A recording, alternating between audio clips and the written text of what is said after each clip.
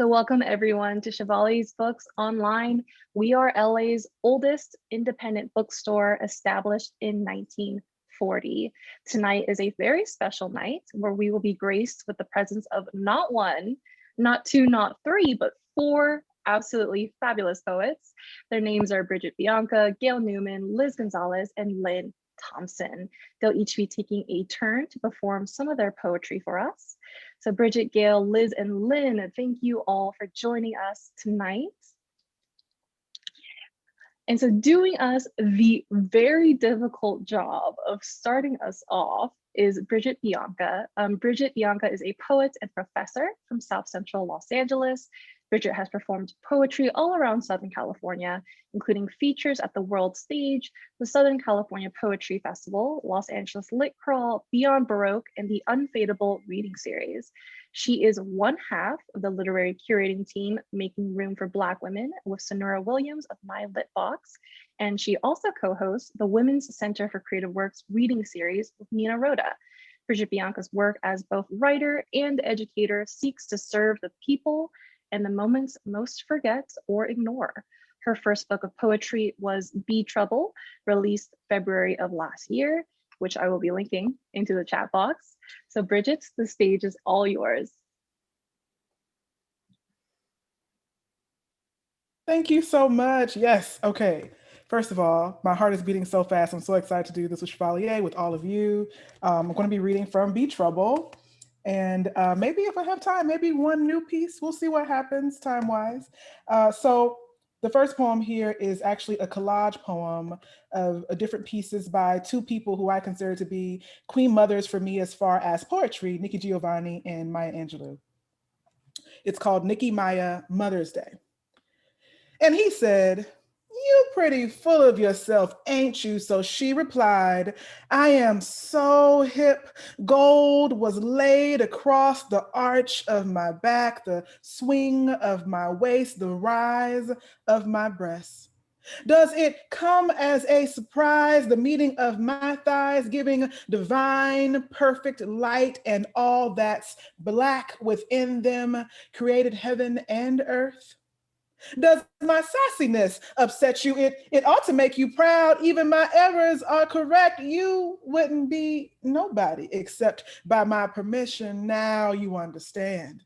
I am the one, the dream and the hope. I am so perfect, so divine, so ethereal, so surreal. I am bad," she said. "I'm a woman." So that's a dedication to two queen mothers. The next piece, also kind of in that same lane, based on a poem by Nikki Giovanni. It's called Ego Trippin'. If I ruled the world, there is nothing I would really change. Well, maybe I would get rid of a particularly orange foe, but then again, if I ruled the world, there would be no need because characters like him would exist in some post-apocalyptic films. But then again, post-apocalyptic films might not exist because we wouldn't need racial allegories veiled in alien skin, because racism, the father of race, would have curled up and died in whichever white man's mouth it was born into. And perhaps the white man would not exist at all because he would not have had Africa's resources to build his wealth or dominance over the world. Because, see, I, a Black woman, would rule the world, the mother of the world, and people would know the Black woman as God and regard her image not with fear or even reverence, but with grace. But then again, perhaps if I ruled the world, no one would need me, know me, praise me, ask me for anything, love, help, or mercy. Instead, they would simply know the God in themselves and find a stillness, a satisfaction in themselves. And then finally, maybe Black women could rest and say it was good. And so thank you to Nikki Giovanni, and just, oh my goodness, queen mother of them all for me. Next is a piece of a lesson my mother taught me when I was a kid. What doesn't kill you makes you lucky. I thank my mother for never teaching me to love a man when his voice is rough from brown liquor, his words knotting together and pulling themselves taut around my throat. A man who parts lips with bare knuckles. I thank my mother for never teaching me to love a man when his footsteps are war, when his breathing sounds like ticking, when his eyes pass over me like a sniper's scope searching for his next target. The softest parts of me know the sharpest parts of him too well. I thank my mother for never teaching me to love a man when he's so used to my crumpled body on the ground that he resents me when I'm on my own 2 feet. I thank my mother for never teaching me to love a man who says he will love me to death, because she's seen women love men who never broke that vow until there was nothing left to love, to live, not even themselves. I thank my mother for saying, girl, if he ever call himself jumping on you, you better knock the hell out of him and keep on knocking until the devil answers the door. That's a lesson my mother taught me really early and keeps teaching me, to be honest. She keeps telling me that lesson over and over again. Here's another poem about lessons from mothers. This one's called The Talk. Lesson number 1. No toy guns, no running in public, no hands in pockets, no outside voices. Act like you got the sense God gave you. Act like you've been somewhere. Act like you got somewhere to be. Act like you got a mama who raised you within an inch of your life. Don't you cut up in front of these white people. Do you want them to take you away from me? Tie all bags at the top before entering. Don't touch anything you don't plan to buy. Didn't I tell you? Take your hands out of your pockets. Don't swing your arms when you walk. Take your hands off your imagination. You acting like you grown. Mind your mouth. I swear for God. You better not let me catch you doing something you ain't supposed to, and you better not have nothing in your pockets. I don't care what they said to you. I don't care what the others get away with. They are not my child. I don't care if their parents don't hold their breath when they see a face flash across the evening news or their news feeds. Just bring your tail home. I don't want you out of my sight, because if I can't see you, if I can't hear you breathing, then every siren is always headed in your direction. Every face in despair, every body on the ground, every bowed head in cuffs, every gasp for breath, every plea for mercy, every hand up in the air, every fist balled in anger or fear looks like it belongs to you, and you are mine. But they can take you away from me. Don't you know that? You've got to know better, do better, be better. And even that won't really save you. But what else can I do? So, lesson number 1, no toy guns, no running in public, no hands in pockets, no outside voices. Act like you got the sense God gave you. Act like you've been somewhere. Act like you got somewhere to be. Act like you got a mama who raised you within an inch of her life, and get your behind back in this house. And don't make me tell you again. And so that is the talk. Let's see here. I'm checking my time. Okay. A couple others here. The next one is dedicated to a young woman named Naika Vinette, who was separated from her mother a couple of years ago in foster care. And even that situation wasn't the greatest. And so imagining the love of her mother and the mother's response to what happened to Naika was really heartbreaking for me. And so this one's called For Colored Girls When Rainbows Don't Lead to Nothing and Fairy Godmothers Ain't Real. Like most 14-year-olds, Naika Vinette had a Facebook page. She shared everything with the world. On January 22nd, Naika Vinette live streamed her suicide. I didn't know her, but don't I? I don't know what she looked like when she cried out in foster care or while being assaulted or while being insulted by her mother. I don't know what she looked like while her mother typed, "You keep keep crying, wolf, you dead, you will get buried, life goes on. As she watched Naika, I don't know what she looked like hanging there on the screen, but don't I? I know what she looked like in a selfie, smiling up at the camera, angled above her head, light filling her face like she held the sun in her small hands. Naika wanted to love, needed safety, wanted affection. Naika didn't needed someone to save her. And I did not know her, but don't I? There are 1,000 Naikas, and each one of them is irreplaceable. Naika needed somebody to miss her, and I did not know her, but don't I miss her just the same? And so that is for Naika and children like her in foster care. I hope to be a foster mother one day. So she really struck me. The next poem is called Freedom. Freedom. Today, I caught myself thinking Khalif would be a beautiful name for a son. What would my sweet child think if he sought the meaning of his name and found images of a handsome boy tortured and discarded, grown into a man while in a cage, released but never truly free?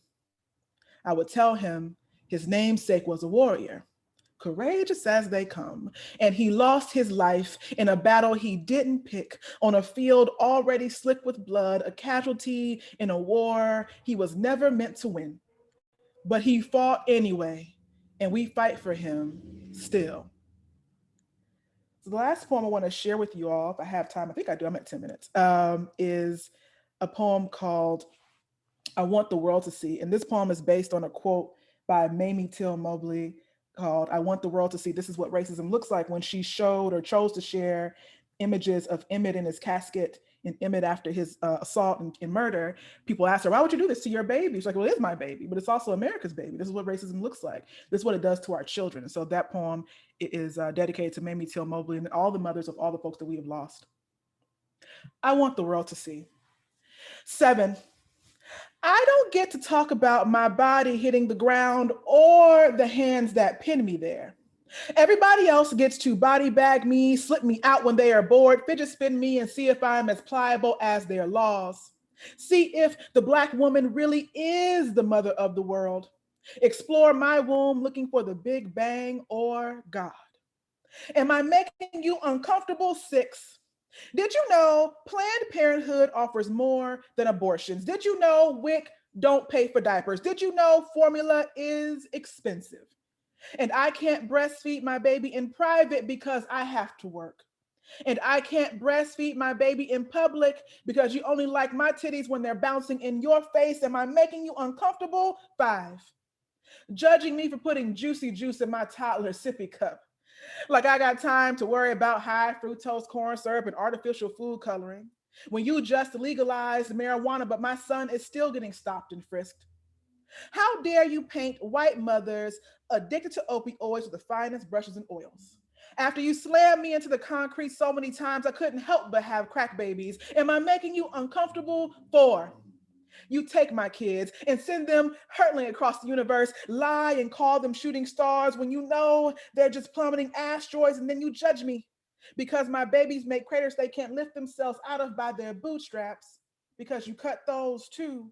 Am I making you uncomfortable? 3. Due to a surplus of Black children, they are inexpensive to adopt. People treat cheap things like they are disposable, like drive a car full of Black children over a cliff. Am I making you uncomfortable? 2. This is what it feels like to be a woman in a land more concerned with putting restrictions on my pussy than assault rifles. This is what it feels like to be anything but white in a country that values Confederate monuments more than my child's flesh. Am I making you uncomfortable? 1. Good title. This is why Mamie left Emmett's casket open. Thank you all so much for listening. Please check out Be Trouble. Can't wait to hear the rest of these poems. So glad I went first. I can listen now. Oh my goodness. Thank you so much, Bridget, for that amazing reading. As you mentioned, make sure to get a copy of Be Trouble. The link is in the chat. But up next, we have Gail Newman. Gail has worked as an arts administrator, museum educator at the Contemporary Jewish Museum, and Cal Poet's poet teacher and San Francisco coordinator. She was co-founder of Room, a women's literary journal, and has edited 2 books of children's poetry, C is for California and Dear Earth. A child of Polish Holocaust survivors, Gail was born in a displaced persons camp in Landsberg, Germany, and immigrated with her parents to the US, where they settled in LA. So a new collection, Blood Memory, was chosen by Marge Piercy for the Marsh Hawk Press 2020 Poetry Prize. And that is the collection that I am going to drop in the chat box. So if you want a copy, make sure to click on that link and buy one. Gail, if you would please take it away. Hi, thanks so much for hosting. And thank you for all the lovely ladies I get to read with today. And Bridgette, thank you for bringing all those mothers' voices into the room. Now I'm bringing my mother's voice. I'm reading from my book, Blood Memory. And these are all poems about my mom. And I want to dedicate this reading to her because I live in San Francisco and I'm coming to LA to see her for Mother's Day next week. So this first poem, the book is in 3 sections. The first part is World War II. The second part is after we immigrated to California, to Los Angeles. And the third part is more in the present. So this poem is about my mother's father, my grandfather. When the Nazis came into Lodz, the town where they lived, he was one of the first people who was arrested because he was a journalist and he was very political. So this poem is called Taken. Lodz, 1939. After her father was taken away and her mother's hair turned white overnight, my mother began to grieve. The younger brother, born sickly, lay in bed shivering. They drank glasses of milky tea and locked the doors, waited. On the streets in fedoras and dark clothes, Jews walked close to buildings, eyes averted. Shops boarded shut, Uten posted in windows, yellow stars sewn onto coats. For 1 year they waited, then halfway through another. Schools closed, friends disappeared. Snow melted into slush. Yesterday melted into tomorrow. Then a notice came, and my grandmother went out into the city, along roads where the branches of the trees were black as ash, and came back with a package in her arms, and she set it on the table, opened it, and as the children watched, lifted out a bundle of clothes, socks, pants, blood-soaked shirt, the smell of flesh, the empty, smoldering sleeves.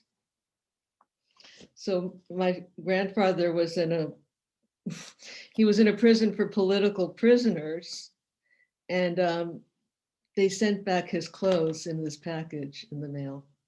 So my mother's been telling me these stories all my life. The Germans closed off a part of the town and they made it into the Lodz ghetto, and all the Jews were herded into this small area and they lived there. My mother lived there for 4 years, and she always says she was lucky because she had a good job. She worked in the documents office. And one of the things that happened was they were sending people off to be murdered in Auschwitz. They told them they were going there for various reasons, but they were called deportations. They were taking all the people under 12 and over 65. So my mother and her cohorts, they forged the documents in this office. They changed people's ages in an effort to save them. And this is called Sabotage the Lodz Ghetto Documents Office. Her left hand on the table holds steady an index card, while with the right, she rubs off the damning curled leg of a 5, the ample breast of a 0, adding a loop to make a number older, erasing another to diminish the truth. Though the card is unlined, the script soldiers straight across the page, with feet rooted on the floor, hands soiled with lead, She bends over the table, working through the thin hours. Satisfied, she settles the card back in the box and pulls free another. While outside, clouds race over the city, the sky bending into tomorrow's light. The evidence is in her hands. A Jewish girl, my mother, in the year of her awakening. So she had to grow up pretty quick during this time.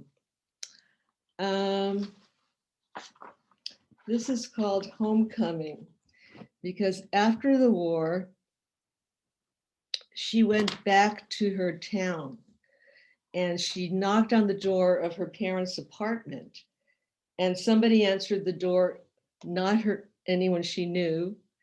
And they opened the door. She said, you know, people had moved into the Jews' homes while they were away. And she said, can I just come in? She could see her mother's and father's furniture and blanket and the couch through the doorway.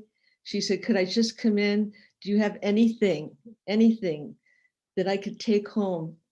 Anything that belonged to my parents? And they just said, no, you can't come in. So this is this poem, Homecoming. And of course, they had no home. My mother came to a dead end called Poland. The shop's gone, the house no longer home. She knocked at the door. A man answered. She could see over his shoulder into the living room, her mother's lamp, her father's chair. She could hear music swinging from the radio, post-war American bands. She asked to come in, just for a minute, to take a breath of the air that might still carry her father's cigarette smoke, the scent of her mother's soup, the pencil sharpened at the desk. No, no, and again, no. Words she would carry with her wherever she went, away from Lodz, Krakow, Białystok, away from the street that was not her street, the city that was not her city, a coat that was no longer her mother's coat, someone else's arms in the sleeves, a stranger who came to the door wearing her father's shoes. And I'm gonna get a little more cheerful because now I've been born, the new world, and we're in America, right? Los Angeles. And I'm about, I don't know, maybe 8 or 9 years old. This is called Laundry. My mother, I don't know how many of you, well, I'm old. I think I'm probably, now I feel like I'm usually the oldest person in the room, which I can see I am in this case also. But, you know, they had a laundry line in the backyard. My mom used to have one of those dryers where you put the clothes in and you wind the thing up and oh, you're shaking your heads. I forget what they're called, but anyhow, laundry 1952. My mother's hanging laundry on the line. As usual, it's summer in my memory, the light tender and trembling. She snaps wooden clothespins onto cotton slips, shirts, white socks, balancing the pins in her mouth.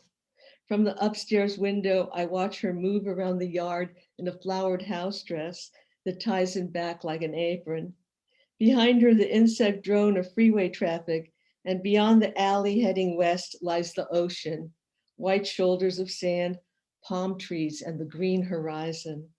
As she works, stringing up long sheets and pillowcases, she lifts her arms and looks out towards the window where I watch, but she can't see me as I pull back behind the Venetian blinds. I can see the part in her hair, her pale calves and low-heeled shoes, eyes squinting through thick glasses. All year I've been watching her like this, a voyeur looking out of a window, as if there were something in that body I could, for a short time, borrow or store away for a reference for a later date.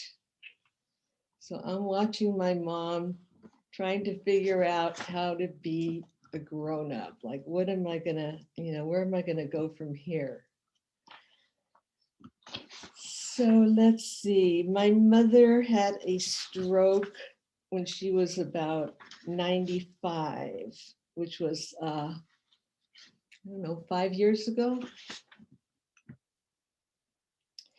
This is called After the Stroke.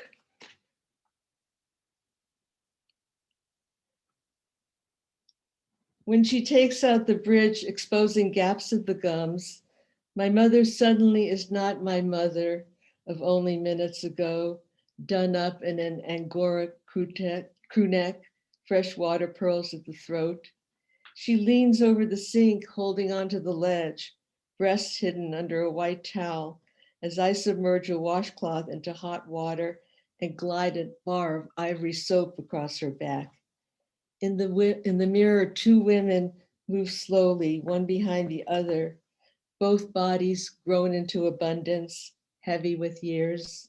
I count them, 96, 60, 45, 20, until we both are girls again, big-eyed, bows in our hair. My mother takes off her glasses, her face a soft blur. Our hands now side by side, mine dry, models as a leaf, hers like paper, transparent. Who can say which is the elder? It's quiet in the bathroom, splash of water on porcelain bowl.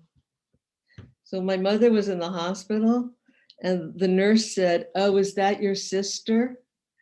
And I'm like, if I'm her sister, how old do you think she is? And the nurse said, "Oh, she's probably, maybe in her 60s. I said, "If she's in her 60s, then how old does that make me?" They said, "Oh, maybe early 70s. I'm like, I'm not lying. She has not a single wrinkle in her face. So I'm a little jealous, but not really, right? So I'm going to read, what time is it? 7:30. Okay, I have just a couple of minutes. So I want to read this poem called Valentine's Day, because this is my mother now. And I just want to say something because I'm reading these Holocaust poems. And before this started, I was just watching the news again. God help us. And, you hear people say, never forget, never forget the Holocaust. Well, when I say that, we're not talking about the Holocaust and we're not talking about Jewish people. We're talking about genocide, discrimination, all of that. We don't want that happening at all to any people, So, I want to read this poem because I look at my mother, like through this whole pandemic, I've been like, feeling bad like everybody else, but I just felt like my mother's like a model of resilience. She's my model. Like I look at her, no matter what's going on in the world, I think like I could never get anywhere close to what she went through. I can't even imagine it. I'm in my 70s and it took me my entire life to write this book. I've written other books, but I just couldn't do it because I had to grow up. I had to grow up before I could write this book. This is what I realized, like, why haven't I written this book before? That's just one of the reasons, but I had to be an adult and step back and have compassion. So this is called Valentine's Day. Now that my father's gone, I send my mother flowers. She sleeps under a blue blanket, alone on her side of the bed, fluffing both pillows just so. She balances as she walks, one hand skimming the wall.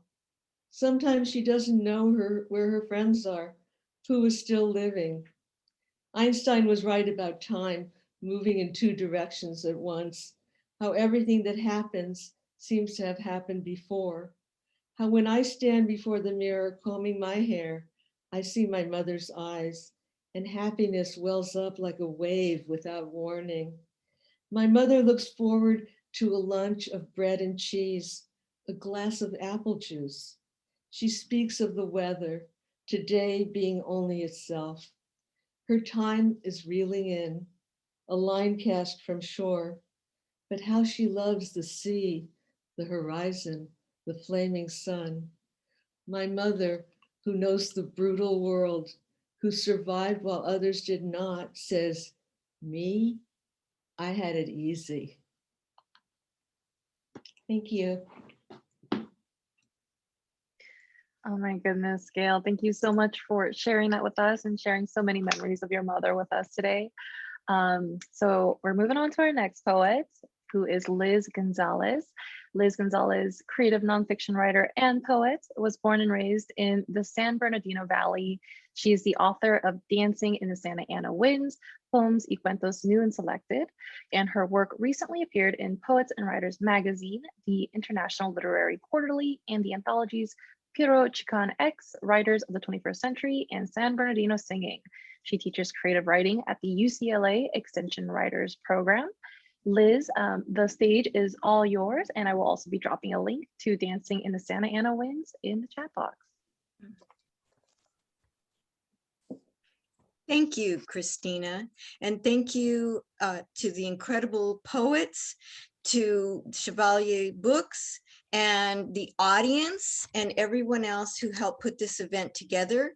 My reading is dedicated to my sisters, Cynthia, Michelle, and Monique, all incredible mothers and people, my mama, and rest in peace, my maternal grandmother. My sisters and I were fortunate to grow up with two mothers. Grandma took care of us from the time we were infants while Mama was at work. I'm going to read some poems from my book, Dancing in the Santa Ana Winds, and then I'll end with a few new ones. If you don't know what buñuelos are, you will by the end of this poem. Buñuelos. Grandma stands at the kitchen counter like a luchador in an apron, ready for a match. She slaps stretched dough onto its back, rolls a hacked off broomstick end over the top, twists to the stove and slides the full moon tortilla into an iron pan. Boiling oil swallows, spits, hisses until the tortilla blisters crisp. She dips her pincher fingers in quick, snatches the crunchy wafer from its bath, flips it onto a paper towel lined plate, slathers the top with cinnamon piloncillo syrup, and plops the sweet treat on the plastic pink placemat in front of me. I blow on it, picking it up with both hands and take a bite. The buñuelo breaks into 100 pieces. I lick up the crumbs, sugar, my sticky fingers. Grandma leaps to the counter for another smackdown.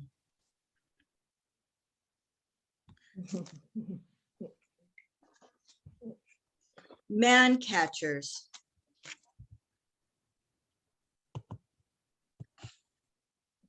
"23, widowed with two little girls, tradition demanded Mama find a good Catholic man to take care of us.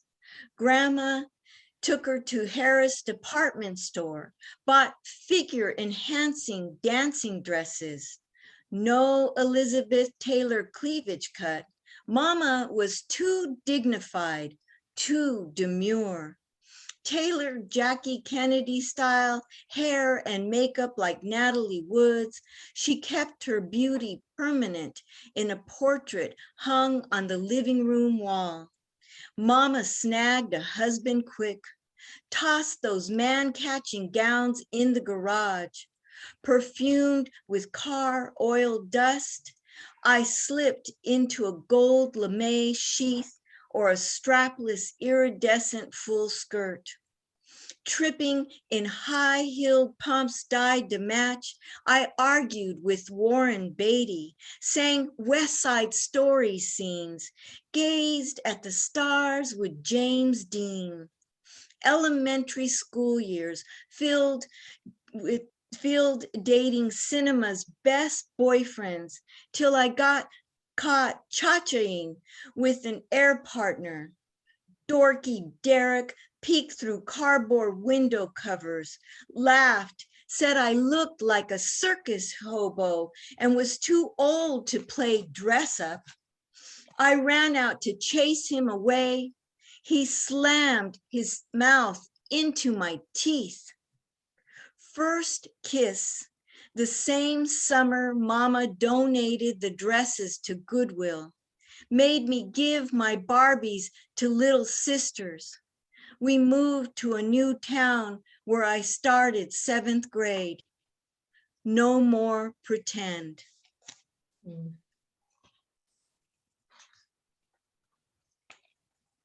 Confessions of a Pseudo-Chicana.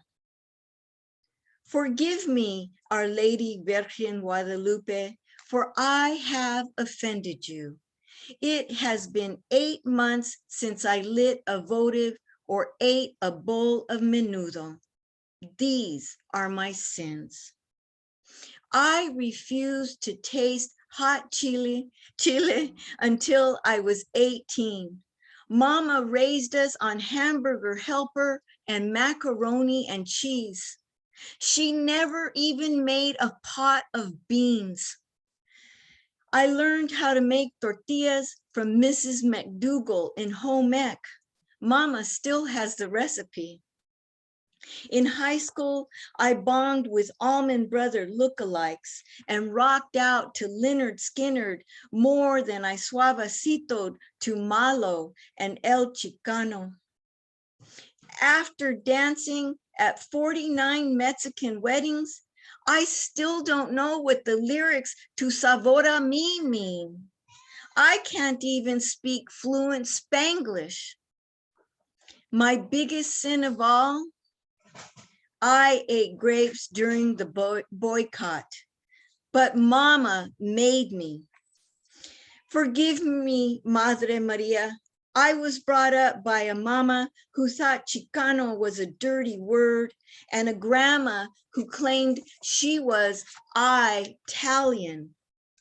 Keep me from turning into a vendida with blue contacts and help me to be more Chicana than coconut.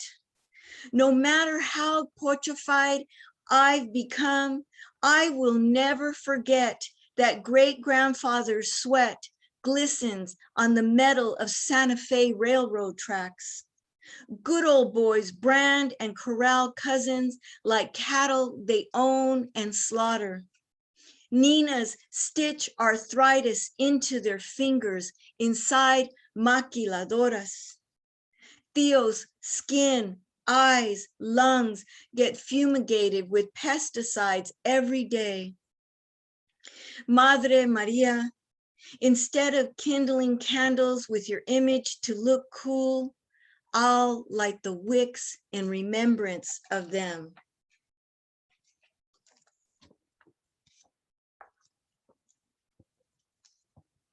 Espíritu. The voice in the receiver, a crackling memory of the woman who once wore hot pink velvet slippers with the little heel to clean house. Telephones hold us close. She says I'm the only one who calls to check up on her. The others stop by. Death sings from the rusting rose garden in her front yard. The starched, dustless house dissolves into gray, peeling walls. Clumsy knees won't let her cumbia in the kitchen. No broken hips. God blesses her falls. The three-dimensional bleeding Jesus hangs above her bed, immaculate. Grandma's turned sweet. Soon the white-winged owl will light on her windowsill. 93 is closer to finite. If I don't visit, I can look at her old pictures, remember her the way she remembers herself. Belle of the Barrio, the girl with Mary Pickford curls, dancing to the beer barrel polka. At night, she sails a blessing toward my city. From 63 to 71, she was my mother. Says she can't keep alive for me forever. But we're not through yet. When she scolds me, I know she's staying around a while. Fight with me, Grandma. Call me diablita, smack me with your fire. Grandma lived to 98 years old, so I got a few more scoldings and a few more times being called diablita. A rose, red as sangria, for Mama on her 80th birthday. She chasses in a cha-cha rhythm to Santana's smooth guitar riff. Her scarlet-lined, black lace flamenco gown sways with her curves. Twirls flutter the flounces on her skirt like fans on a summer day in Sevilla. A rose red as sangria adorns her chignon, whispers in an incantation. Listen close. The click of her tongue keeps time with the beat. This isn't 80 is the new 40. This is Dorothy today. Wife, mama, grandma, great-grandma, a badass former single mother of 4 daughters who bought a home without a co-signer or child support. Siren, lover, woman. She persevered long before the hashtag. The band plays her favorite Selena cumbia. Clear some space. Dorothy's going to get her groove on. That's my mama. First on the dance floor, last to leave, forever young in bloom. And my mama's here tonight. Hi, Mama. So this is my last piece. Thank you so much, everyone. The 2 women who raised me. I'm gonna do a share screen.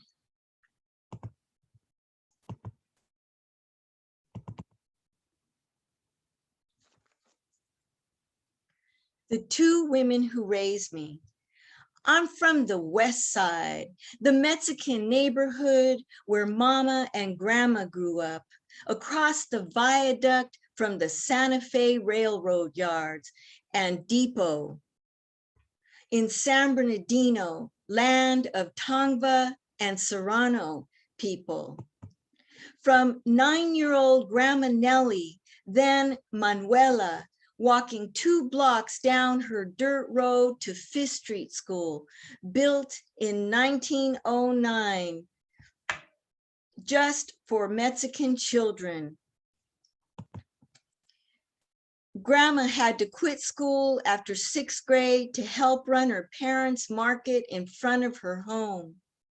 And 9-year-old Dorothy, my mama, walking on the sidewalk to Mount Vernon Elementary School.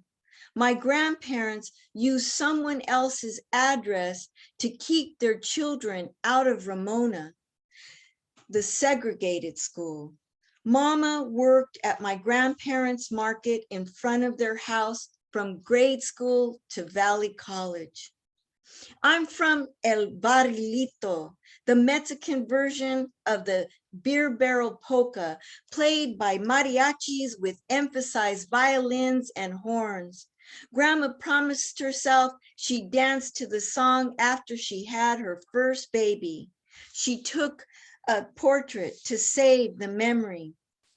From serenading acoustic guitars of Trio Los Panchos Bolero, Nunca Más, that Mama sang while cleaning house during her teens, she still has the 78 record. And cumbias, Grandma, Mama, and I danced together, twirling in our magenta and teal satin and lace gowns. I'm from a cold, frothy Schlitz, served with a sprinkle of salt in a floral print glass.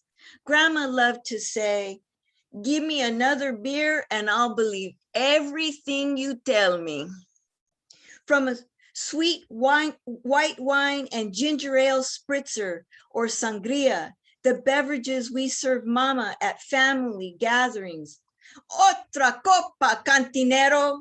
Mama wants a refill. From Michelob beer, Black Olive fingertips, and Javier Solis waltzes. Lunch breaks from making tamales in grandma's kitchen since 7 in the morning. I am from red carnation boutonnieres grandma pinned on her children on Mother's Day. She wore a white one. This Mother's Day, Mama, my sisters, and I will wear a white flower in honor of the mother we shared. My sisters and I will also wear a red flower for our mama, whom we're blessed to laugh, dance, and celebrate with this special day. Viva nuestra madre! Thank you. All right, thank you so much, Liz. Thank you to Liz's mom in the audience as well for inspiring such great poetry. So last, but certainly not least, we have Lynne Thompson with us. So in 2021, this year, Lynne was appointed Poet Laureate for the city of Los Angeles. She's the author of Start with a Small Guitar and Beg No Pardon, winner of the Perugia Book Award and the Great Lakes Colleges Association's New Writers Award. Her manuscript, Fretwork, won the Marsh Hawk Poetry Prize and was published in 2019. Her recent work appears or is forthcoming in New York Quarterly, New England Review, Black Warrior Review, and the 2020 Best American Poetry Collection, among others.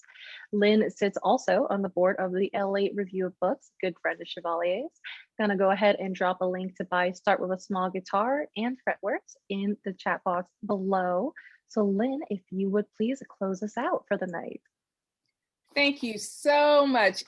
I'm so happy to be with Chevalier. It's one of my favorite bookstores in the city. Thank you to these wonderful women and their voices. Just amazing ladies. I think the power of our voices cannot be denied, and it's necessary. I'm going to read from Fretwork exclusively. These are poems about my birth mother, as well as the mother that adopted me, who was an immigrant from the Caribbean. And I'll let you figure out which are which. Sometimes they blend.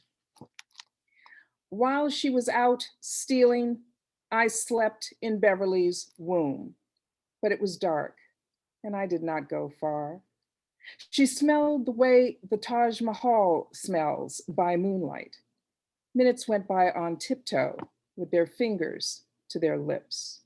Then her hands dropped and jerked at something, and the robe she was wearing came open, but it was dark and I did not go far.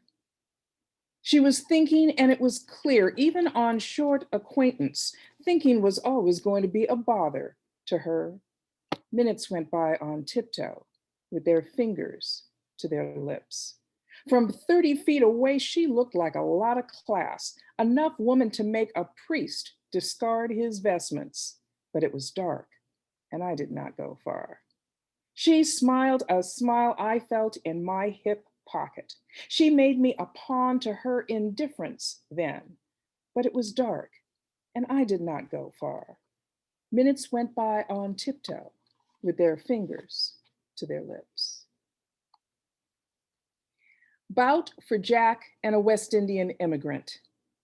The year Mother arrived on Ellis Island, the heavyweight fighter Jack Johnson began serving a 1-year sentence in Leavenworth for violating the Mann Act. But everybody knew Jack was doing time for loving a whole lot of white women, and each and every one of them every which way. Mother, fresh from hibiscus and the Caribbean Sea, knew nothing of it. Didn't know that some who thought, if you're light, well, all right, would look at her and wonder, is she a white girl? I never asked about color when I could have. Never thought of the past as prologue, because in the civil rights free sex 60s, Black was a beauty. And I didn't want to think about the pale man who'd bedded my granny, that my own mother was gray pearl, chipped tooth, the other white meat. Overnight bag, blue, with broken handle. Mother's old overnight has half a handle held in place with a rusty safety pin, and the scent of where that bag has been still clings to the silk several decades on. A corroded pin clasps family stories. Her 4 boys' grade cards, photographs, of course, some with no label and well past recognition.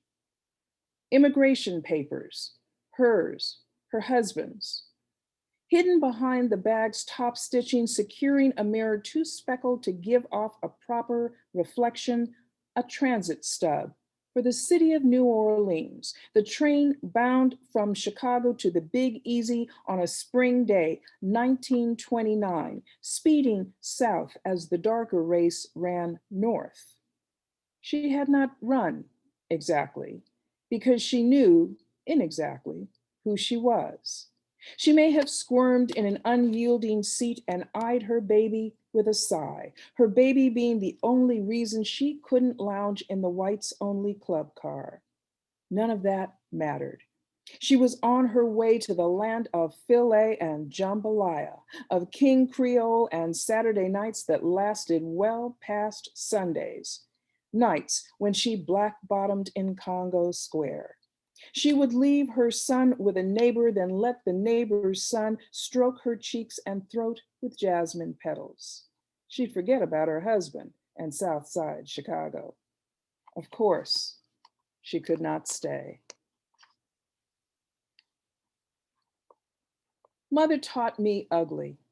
Every summer morning when she'd wake us up and untangle our slim brown legs, nightly knitted into coverlets while we slept under covers of dark.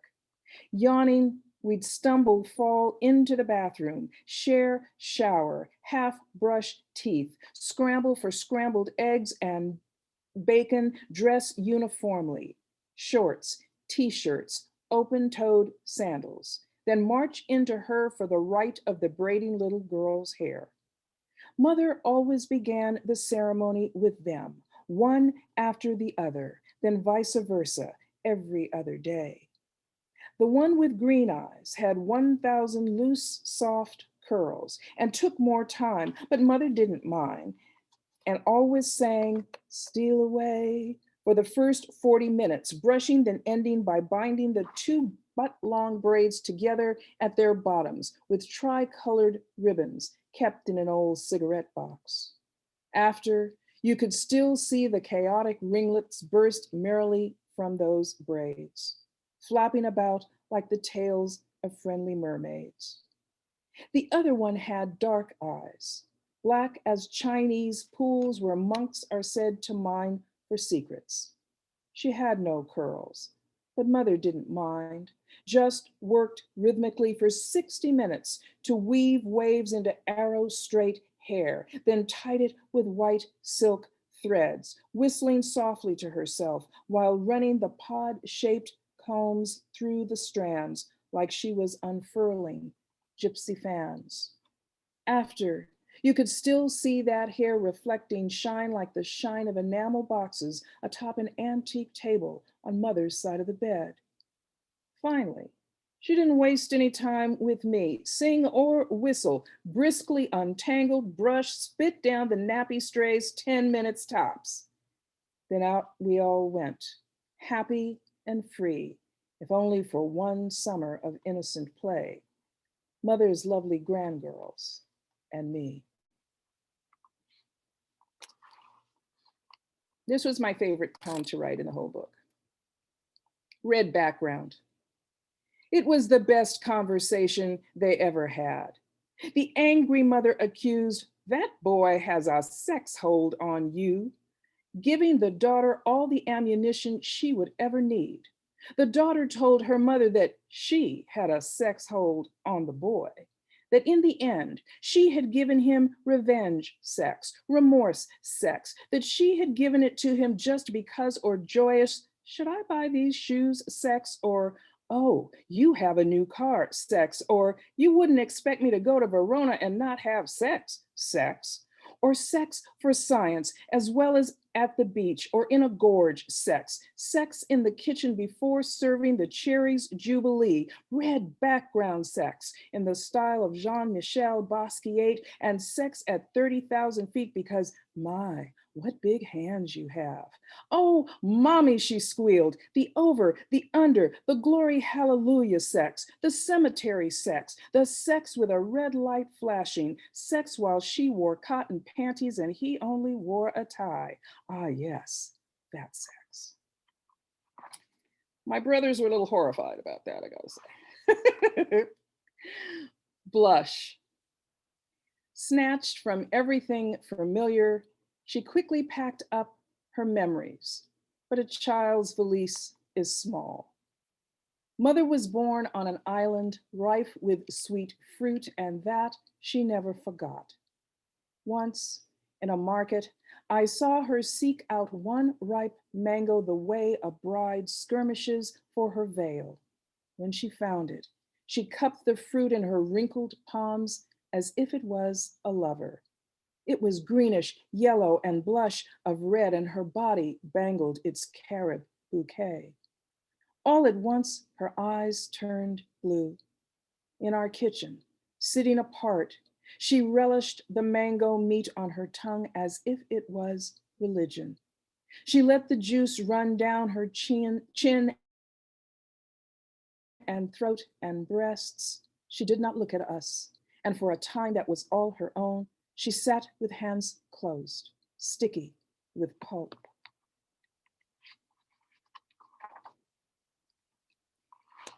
This is for the mother I never was. Thorn. Dear Stinky Bottom, oh, could have been so long in such never becoming. So dear, you could have been my split from a roundabout. Instead, I have labeled you Thorn. Think of all that's been spared you, the ferocity of me as mother, all civil disobedience and swollen nipples, using you to justify my insert any neurosis here, my finite disease hidden under a false veneer of trust me, a flim-flam ma'am of the first order saying, because I say so. You are so lucky, little feet tender as lamb skin, gurgle of giggle, my little Trevi fountain. Just think of the cruelty that was my mother, shrunk, wrapped, set upon by the curse of wanting, under the thumb of the great thumb, here read auntie, priest, flu epidemic, and hardly a penny to give thanks for. Deep shadow under my breast. Be grateful wherever you are, because wherever you are isn't as dark as the miasma you would have lived in, so be glad, my seed of perpetual dominion. And just two more. Chord. 1. She didn't ask for me when she saw all of it ending, so I don't know how she went out. Whether she wept or sang Precious Lord or I wish I knew, she didn't ask for me.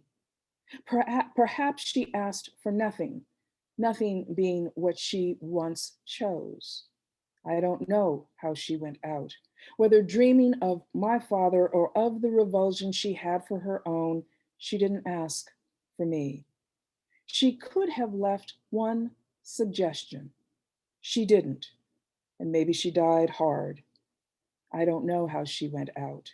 Whether dreaming of me or furious, she was at the end of dreaming and left with one last choice, not to ask. I don't know how she went out, and 2, I must tell you this. I did not go to her before her breathing became shallow, so she never knew what I've become. That as another's daughter, I did long. Still, dressed in apologies and alibis, I did not go to her. My feet stuck in the sludge of my other mother's, don't do this to me. She never knew what I've become. She never knew, and no one's to blame. Why can't every choice be just a choice? Because I didn't go to her, and why not? continually, and even then, I didn't. What is that? Even I don't know if I've become a liar, always fire in the grate, or someone else's reason to be grateful, but that's not good enough. I did not go to her. Anyone can see what I've become. And I will close with this. Thank you for being such a wonderful audience and joining us tonight. Cryptogram. She came back again last night in my dreams. She lounged atop my library of scribbles. I don't know how she got there, but while I wanted to speak of joy, Mother only wanted to speak of collapse. Neither of us said love, that burr and mystery. She arrived without, unclothed, salt in each hand, caught in the wrong. My knees bent to an unnecessary apology, an infinite sentence, no hyphen. It was a long night, moonstone, and the rush of her. Thank you. Oh my goodness. Thank you so much, Lynn, for that beautiful reading. We are at the end of the hour, everyone. It flew by. At moments like these, I'm very disappointed that we are not all in a room together where we would be clapping each other's backs and drinking some wine. But for what we had, you were all very fabulous. So a big warm thank you to our poets tonight, Bridgette Bianca, Gail Newman, Liz Gonzalez, and Lynne Thompson, everybody. Thank you for sharing your time. Thank you for sharing so many different images of motherhood with us. Before I end this meeting, I'm going to tell you again that you can order any of their books online, and I will be dropping that link into the chat box. And before I end, I didn't know if anyone, Bridge, Gail, Liz, or Lynn, if any of you wanted to share any last words for our guests before we say goodbye forever. I want to thank the brilliant Gail who came up with this idea for this reading and then was generous enough to invite me, to invite others. And I had a million people I could think of, but I'm so thrilled that it was Bridgette and Liz who joined us tonight. So thank you, Gail, for coming up with the idea. This was fantastic. Oh, you know what? I want to thank all of you because I didn't know what to expect and I loved all of your poems. They're amazing. So maybe we can all get together in LA sometime. To make it happen. Love it. All right, ladies. Thank you. Thank you. Thank you, everyone, for joining us. Have a great rest of your Monday evening. Bye, everyone. Take care.